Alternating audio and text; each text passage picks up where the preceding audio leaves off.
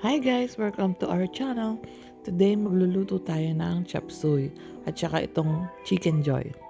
So binabad ko yung chicken joy sa malamig na tubig para maging juicy siya. Binabad ko siya sa malamig na tubig with salt and pepper. And then after that, mga 1 hour lang. And then after that, nilagyan ko na siya ng konti tasty boy,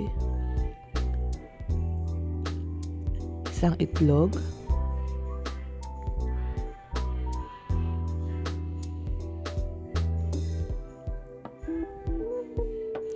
baking powder para medyo umalsa yung ating coating,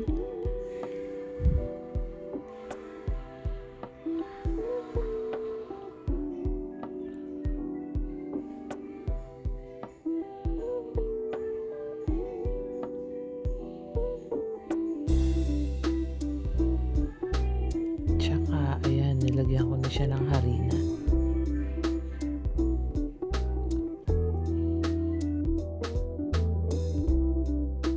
Pagkatapos, ayan, nilagyan ko lang ng konting ginisa mix.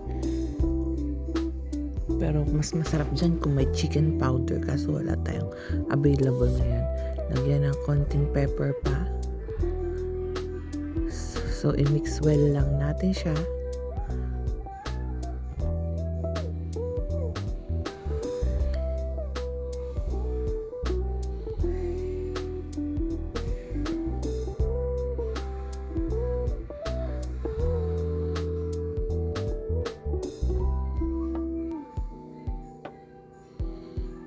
So, ayan, okay na siya.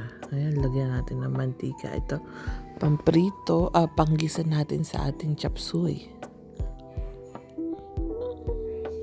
Bawang, 1 teaspoon.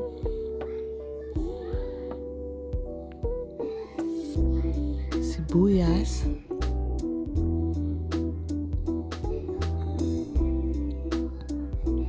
Yung ating balon-balunan, inuna ko lang siya kasi medyo matigas siya at matagal maluto. Lagyan natin ng asin at pepper. So, haluin lang natin siya. Hintayin lang natin maluto ng konti. At dito naman sa kabilang pan, nandito ang ating mantika para sa manok. Lagyan natin ng konting toyo.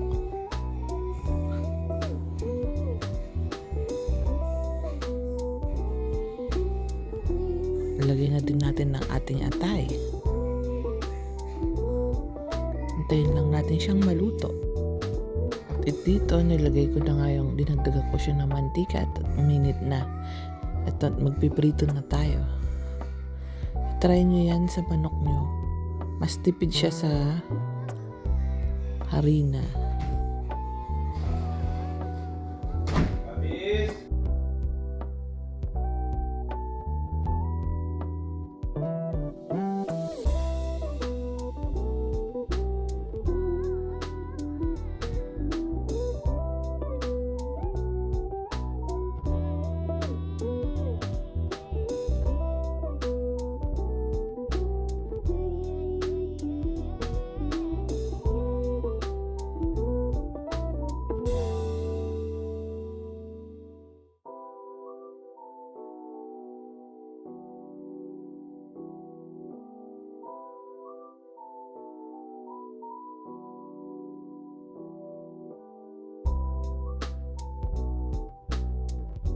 Ayan, luto na ang ating atay at balon-balunan. Ilagay na natin ang ating mga gulay.